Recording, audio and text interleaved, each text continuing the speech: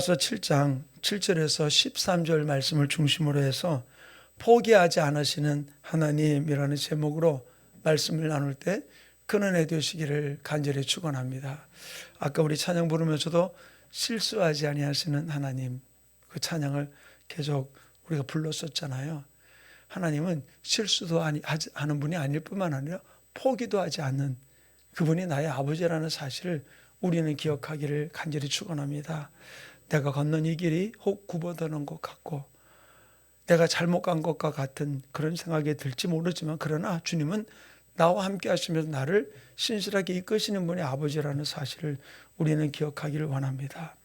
미가서는 언제 기록했느냐? 미가서 우리가 보지는 않았으면 1장 1절에 보면 이렇게 기록해 놓고 있어요. 유다의 왕 요담과 아하스 히스기야 시대에 모레셋 사람 미가에게 임한 여호와의 말씀이라 그랬어요. 그러니까 히스기야 시대에 이 말씀이 선포되었거든요. 그런데 당시는 이제 BC 700년 경이었는데, 당시 어떤 일이 있었는가 하면 그 아시리아가 좀 세력을 커가지고서 근동 지역을 이렇게 막 정복하면서 나가는 그런 상황 속에 있었어요.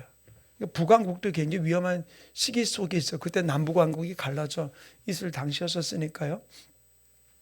이 북왕국도 많이 위기를 겪는 그런 부분들 속에 있는데, 북왕국이든지 남왕국이든지 다 이제 그 아수르의 침략의 위기 속에 있는 거는 두 나라가 다 똑같은 부분들이었었어요.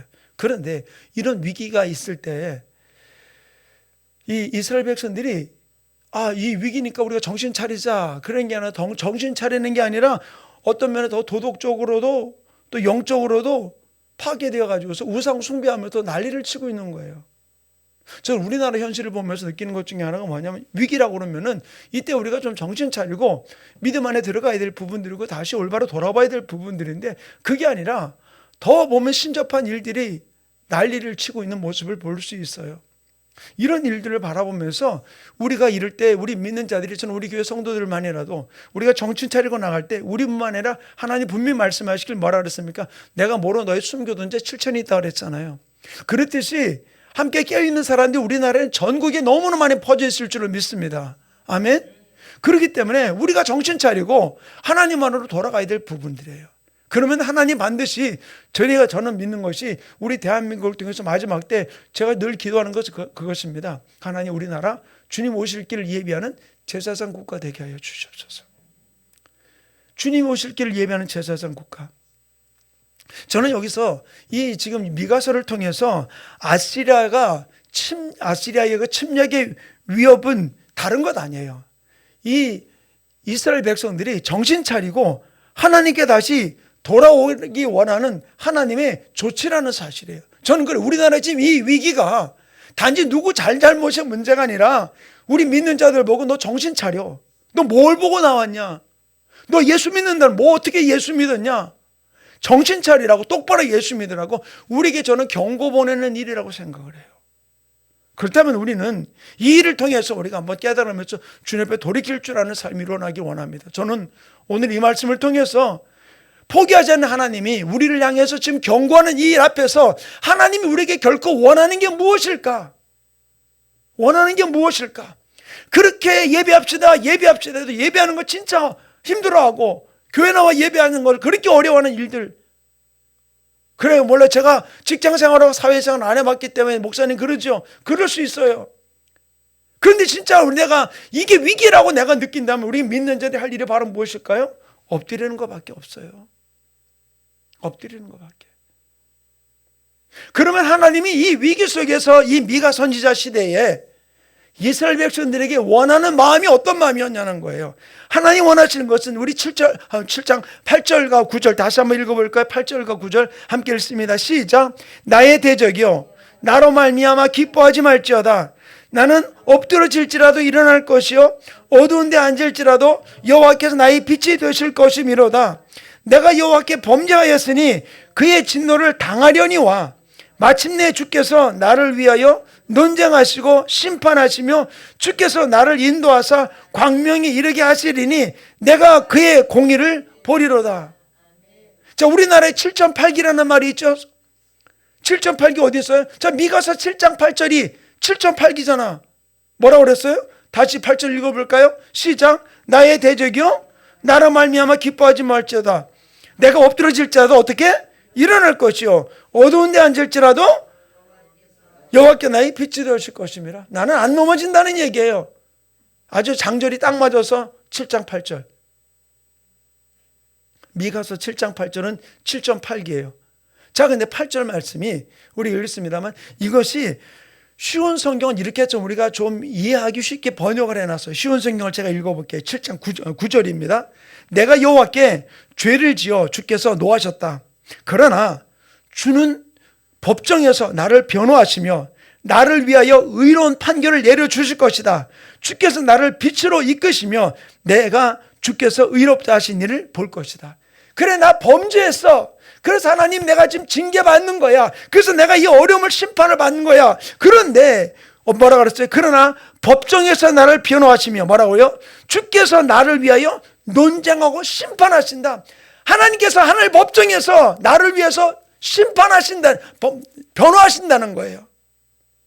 뭐라고 변호한다? 주께서 나를 인도하셔 광명에 이르게 하시나니 내가 그의 공의를 보리로다. 쉬운 성경 뭐라 했어요? 주께서 나를 빛으로 이끄시며 내가 주께서 의롭다 하신 일을 볼 것이다. 하나님이 나를 위해서 하늘 법정에서 뭐라고요? 변호하신다고 했어요. 이 하늘 법정 가지고 얘기하고 싶은 마음, 지금 내가 책이 2권이 있는데 하고 싶은 얘기 어마어마하게 많아요. 그 책 보니까 제가 흥분되는 부분이 너무 많아요. 근데 뭐 어떻게 할 수가 없어. 어느 날 한 번은 하늘 법정에 대한 이야기를 내가 좀 하고 싶은 이야기도 있어요. 주님이 뭐라 했어요? 우리 범죄했어. 하나님께 심판받아. 근데 뭐라고요? 하늘 법정에서 주님이 나를 위해서 변호하신다는 거예요. 나를 위해서 변호하신다는 거예요. 사랑하는 성도님, 이렇게 나를 위해서 하시는 그 일 앞에 우리가 할 일이 바로 무엇일까요? 우리가 더 많이 기도하고 더 많이 부르짖고 더 많이 금식하고, 그것도 중요하지만 하나님 우리 유혹하는 건 바로 무엇일까요? 다른 것 아니에요. 회개하는 거예요. 회개하는 거. 저는 이 말씀을 보면서 저기 9절의 말씀이 이 부분들이 있어요. 자, 여기 범죄했으니 그 다음에 진노를 당하려니와 그랬는데, 이 진노를 당하려니라는 이 말에 히브리어 원뜻이 뭐냐면은, 우리는 당하려니와 하니까 한글 번역은 당하려니와 됐는데, 하나님께서 뭐냐면 우리가 회개하고 난 이후에 우리를 변호하시는 부분을 이야기해 주고 있어요. 그냥 무조건 죄 졌으니까 당해라 그 얘기가 아니라 하나님이 우리를 회개하는 우리를 변호한다는 뜻을 갖고 있어요. 히브리어 원어 뜻에.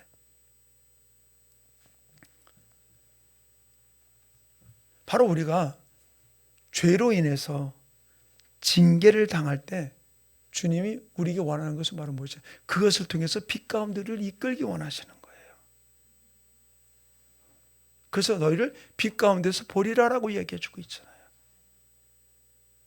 그러므로 이 징계를 통해 더욱더 하나님 우리에게 원하시는 건 무엇일까요? 우리가 하나님의 마음을 좀 안다면 얼마나 좋을까요? 근데 하나님은 당신의 마음을 이렇게 표현을 하고 있어요. 미가서 6장 8절에 이렇게 기록해 놓고 있어요. 사람아, 6절부터 읽어보면, 우리 앞장이니까 한번 찾아볼까요? 미가서 6장 6절부터 8절까지 같이 한번 읽어봅시다. 미가서 6장 6절에서 8절 한번 같이 읽겠습니다. 시작. 내가 무엇을 가지고 여호와 앞에 나아가며 높으신 하나님께 경배할까? 내가 번제물로 일련된 수송아지를 가지고 그 앞에 나아갈까? 여호와께서 천천의 수양이나 만만의 강물 같은 기름을 기뻐하실까? 내 허물을 위하여 내 맏아들을 내 영혼의 죄로 말미암아 내 몸의 열매를 드릴까? 사람아, 주께서 선한 것이 무엇임을 내게 보이셨나니 여호와께서 내게 구하는 것은 오직 정의를 행하며 인자를 사랑하며 겸손하게 내 하나님과 함께 행하는 것이 아니냐. 뭐라고요? 내가 하나님 앞에 나가는데 어떻게 경배할까? 송아지로? 내가 많은 헌금을 하면 하나님이 기뻐하실까? 내가 만만의 어떤 기름으로? 아니라는 것이죠. 그것도 하나님 원하겠지만, 그러나 그것보다 하나님이 내게 원하는 게 뭐라고요? 8절에 뭐라 했습니까? 오직 여호와께서 내게 구하는 것은 오직 정의를 행하며 인자를 사랑하며 겸손하게 하나님과 함께 행하는 것이라. 하나님과 함께 동행하기를 원하고 있는 거예요. 하나님과 함께. 내가 먹든지 마시든지 뭘 사든지 하나님 영광 위에 살으라 그랬잖아요. 하나님 우리에게 요구하는 것은 우리가 돈 내봐야 얼마나 하겠어요? 헌금에 얼마나 하겠어요? 하나님 가진 돈하고 우리 가진 거가 게임이 돼요? 안 돼요. 이제 우리 말로 속담에 보면 벼룩이 간을 빼먹지. 하나님이 원하는 건 그 마음과 함께 드리는 그 물질이나 그 시간들을 원하는 시간인 것이죠. 그런데 결국 우리가 원하는 건 뭡니까? 나와 동행하기 원한다는 거예요. 함께 행하기 원한다는 것이죠. 함께. 그러게 오늘 본문 9절에 하나님 이렇게 말씀하죠. 우리 9절 다시 한번 읽어볼까요? 9절 시작. 내가 여호와께 범죄하였으니 그의 진노를 당하려니와 마침내 주께서 나를 위하여 논장하시고 심판하시며 주께서 나를 인도하사 광명에 이르게 하시리니 내가 그의 공의를 보리로다. 하나님 내가 죄졌다고 너 끝났어. 그렇게 그만두는 분이 아니라 뭐라고요? 주께서 나를 위해 논장하시고 심판하시라니. 쉬운 성경 뭐라 그랬어요? 하늘 법정에서 나를 위해 변호하신다 그랬잖아요.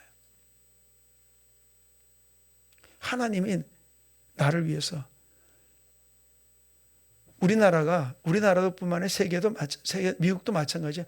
어떤 로펌을 가지고서 하느냐? 그러면은 살인했어도 무죄로 풀려나는 일들을 많이 볼 수 있었잖아요. 뭐예요? 돈 많은 로펌, 유명한 로펌을 구하면은 죄 없는 죄도 있는 죄가 되는 거고, 있는 죄도 없는 죄가 되는 거. 세상에 모습 볼 수 있잖아요. 근데 누가 나를 변호해요? 이 땅을 창조하신 하나님이 나를 변호하겠다 그랬잖아요. 우리 집사님들을 권사님 변호한다는 거예요. 이것보다 더 기쁜 일이 어디 있어요? 이거는 뭐예요? 100번 싸워서 100번 이기는 거죠. 서초 지하철역을 이렇게 내려가지고서 가는데 서초역에서 뭐라고 안내방송이 나오냐? 1판, 2판, 4판, 8판. 그러니까 모든 판결에서 이기는 로펌이라 거기로 오라고 홍보를 하더라고요. 자, 보세요. 성도님, 하나님의 나를 위해 변호해 주세요. 그러면 백전백승이에요. 그래서 하나님은 실수하지 않는 분이에요. 하나님은 절대로 우리 한 사람 한 사람 포기하지 않는 하나님이에요. 왜 스스로가 나를 주눅들게 합니까? 왜 난 아무것도 할 수 없다고 그래요? 뭐가 그렇게 나를 주눅들게 합니까? 그 마귀가 하는 이야기 앞에 우리 속지 말고 하나님이 나를 변호하시는데 왜 기죽어 살 이유가 바로 무엇이에요? 신약에 하나님께서 우리를 말씀하시는 것이 로마서 8장 35절에 이렇게 했어요. 누가 우리를 그리스도의 사랑에서 끊으리요? 환난이나 곤고나 박해나 기근이나 적진이나 위험이나 칼이라. 하나님의 사랑에서 끊을 것이 아무것도 없다 그랬어요. 지금 좀 어렵다고 기죽어 살지 말고 우리 하나님 바라봅시다. 또 로마서 8장 39절 이렇게 기록해 놓고 있어요. 높음이나 깊음이나 다른 어떤 피조물이라도 우리 주 예수 그리스도 안에 있는 하나님의 사랑에서 끊을 수 없다 그랬어요. 하나님 여러분을 사랑하시는 거 믿으십니까? 아멘. 그럼 그 사랑 아무도 끊을 수 없다 그랬어요. 심지어는 하나님 뭐라고 표현까지 했습니까? 혹 너를 젖먹이던 부모가 너를 잊어버린다 할지 나는 너를 잊지 않는다 그랬잖아요. 이렇게 나를 포기하지 않으세요. 그 하나님이 나를 붙들고 있다는 사실을 기억하기 원합니다. 또 내 마음속에서 그래도 난 요것도 잘못하고 한 것도 없고 혹시 그렇다는 생각이 자꾸 스물스물 올라오는 게 있는데 그거는 속으로 외치세요. 귀신아 떠나가라. 자, 5만 원짜리 돈이 구겨졌다고 5만 원 값어치가 없습니까? 아니죠. 그 5만 원짜리가 지팔 뺐어도 5만 원은 5만 원이에요. 그 5만 원이 똥통에 빠졌어. 석준아, 그럼 5만 원 아니니? 그럼 어떻게 할 거야? 주워야지, 그지? 하나님이 그렇다고. 내가 똥통에 빠졌어도 나를 꺼낸다고. 왜? 그거 씻느라고, 그거 닦느라고, 그 오염 청소하느라고 시간은 들겠지만, 왜?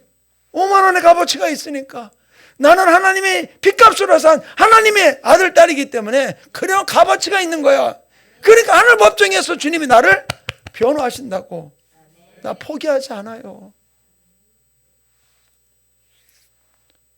그 때문에 우리 스스로가 주눅 들지 맙시다. 자, 어깨 딱 펴고요. 하나님의 딸로서, 하나님의 아들로서 어깨 딱 펴고 자신 있고 당당하게. 실수한 거 하나님 아세요. 넘어진 거 아세요. 근데 그거 가지고 하나님 태클 안 걸어요. 하나님은 나를 한 번도 포기하지 않고 외면하지 않으셨다고 말씀하고 있는 거예요. 그래서 하나님 우리에게 이렇게 말씀하십니다. 이사야 55장 7절. 악인은 그의 길을, 불의한 자는 그의 생각을 버리고 여호와께로 돌아오라. 그리하면 그가 긍휼히 여기시리라. 우리 하나님께로 돌아오라. 그가 너그럽게 용서하시리라. 하나님 회개하고 돌아오면은 하나님은 다 받아주신다 말씀하셨어요. 신약에서도 동일하게 말씀하셨죠. 요한일서 1장 9절에 만일 우리가 우리 죄를 자백하면 그는 미쁘시고 의로우사 우리 죄를 사하시며 우리를 모든 불의에서 깨끗하게 하실 것이요. 그러니까 우리가 할 일은 바로 무엇입니까? 하나님 용서를 구하는 거예요. 내가 이런 죄 졌어요. 이렇게 실수했어요. 우리가 하나님께 회개하는 거예요. 바로 그때 하나님이 우리의 삶을 일으켜 주십니다. 자, 우리 미가서 7장 8절, 7.8기의 말씀, 우리 미가서 7장 8절, 우리 다시 한번 읽어봅시다. 시작. 나의 대적이여, 나로 말미암아 기뻐하지 말지어다. 나는 엎드러질지라도 일어날 것이요, 어두운 데 앉을지라도 여호와께서 나의 빛이 되실 것이미로다. 아멘. 하나님은 대한민국 포기하지 않으세요. 아멘. 우리 충만교회 포기하지 않고 여러분 포기하지 않습니다. 여러분의 자녀들 포기하지 않아요. 여러분의 가정 하나님 절대로 포기하지 아니하고 끝까지 붙들고 있다는 사실을 기억하면서 포기하지 않고 하나님이 나를 붙들고 나를 이끌고 가심을 고백하면서 아버지 끝까지 주님께 붙들려 나가는 하나님의 사람 되게 해달라고, 아버지 우리 충만교회 되게 해달라고, 이민족 되게 해달라고 우리 주여 삼창 어떻게 통성으로 기도합니다. 주여 주여